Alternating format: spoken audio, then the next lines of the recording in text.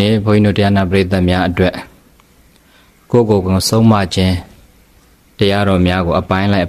ဟောကြားလာခဲ့သည်မှာဒီနေ့အပိုင်း15ကိုဆက်လက်ပြီးတော့မျှဝေဟောကြားပေးမှာဖြစ်ပါတယ်ကိုယ်ဆုံးမခြင်းအပိုင်း15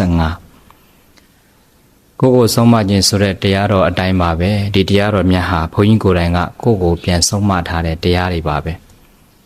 ကိုယ်ဆုံးမတဲ့စာစုလေးတွေရေးထားတာဒီစာစုလေးရေးပြီးတော့ကိုယ်အစင်မပြေတဲ့အခါတိုင်းကိုလိုအပ်တဲ့အခါတိုင်းကိုယ်စာလေးတွေကိုပြန်ဖတ်ကိုယ်နှလုံးသားတွေပြန်နူးညံ့ကိုရတဲ့တခြားသူတွေလည်းရပါစေဆိုတဲ့ရည်ရွယ်ချက်နဲ့ဒီစာလေးတွေကိုဘုန်းကြီးတို့စာအုပ်ထုတ်ပြီးတော့မျှဝေတော့ပရိသတ်အများကတော်တော်များများလက်ခံတာများကြတယ်ဒါကြောင့်မလို့ဒီစာစုလေးတွေကိုတရားလေးတွေအဖြစ်ပြန်ပြီးတော့ပုံဖော်ဖို့အတွက်ဆိုပြီးတော့တရားများရိုက်လာတာဆိုရင်ဒီနေ့ဆိုရင်အပိုင်း15ကိုဆက်လက်ဟောကြားပေးမှာဖြစ်ပါတယ်ကိုယ်ဆုံးမခြင်းအပိုင်း15မှာရေးထားတဲ့စာစုလေးကဘာလဲဆိုတော့အမိုက်ရှုပ်ရင်ပတ်ဝန်းကျင်ရှုပ်တယ်စိတ်ရှုပ်ရင်ကိုယ်ပါရှုပ်တယ်စိတ်ရှင်းနေမှအနေရှင်းတယ်အမိုက်ဆိုတာရှင်းပေးရတယ်အမိုက်ပြတဲ့သူကိုမကြည့်ရဘူးအမိုက်ရှင်းတဲ့ကိုယ်စိတ်ထားကအဓိကပဲအမိုက်ပြတဲ့သူကိုလိုက်ကြည့်နေရင်ကိုယ်လည်းပင်ပန်းစိတ်လည်းနွမ်းစေတတ်တယ်အမိုက်ရှင်းတဲ့သူရဲ့စိတ်ထားရှင်းရင်အမိုက်ပြတဲ့သူဘယ်သူဆိုတာမလိုပါဘူးဒီလိုပါပဲကိုယ်စိတ်တွေရှုပ်စေတာကကိလေသာအမိုက်တွေကြောင့်ပဲလောဘကျူးလို့စိတ်တွေယူတယ်ဒေါသများလို့စိတ်တွေခါတယ်မောဟရှုပ်လို့စိတ်တွေပုတ်တယ်မာနခံလို့စိတ်တွေထန်တယ်စိတ်ရှုပ်စေတဲ့အမိုက်တွေကိုကိုယ်တဏ္ဍာမှာကြာမထားရဘူး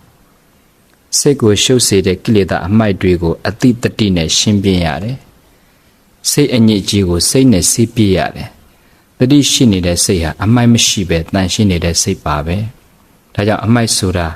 ပတ်ဝန်းကျင်တဲ့စိတ်ကိုရှုပ်စေတတ်တဲ့အတွက်ရုပ်အမိုက်ကိုကာယအားနဲ့ရှင်းပါစိတ်အမိုက်ကိုတတိအားနဲ့ရှင်းပါအတိလဲရှိတတိလဲရှိရင်အမိုက်ဆိုတာရှင်းနေမှာပဲပေါ့ဒီစာစုလေးကဘုရားကိုယ်ဆုံးမခြင်းအပိုင်း15မှာရေးထားပေးတာပါပဲသိကောင်းတဲ့ဟာလေးတွေမြတ်စွာဘုရားကတော့ဇလေနဘဝတိပင်ကံဇလေနေဝဝိတုစတိစိတ်တေနဘဝတိပါပံစိတ်တေနေဝဝိတုစတိလို့မိန့်တော်မူတယ်ရေကြောင့်ဖြစ်တဲ့ရှင်ဟာရေနဲ့ဆေးမှပြောင်းတယ်လို့တဲ့စိတ်ကြောင့်ဖြစ်တဲ့အညစ်အကြေးဟာလည်းပဲစိတ်နဲ့ဆေးမှပဲပြောင်းတယ်ရှင်ဆိုတာရေကြောင့်ဖြစ်တာ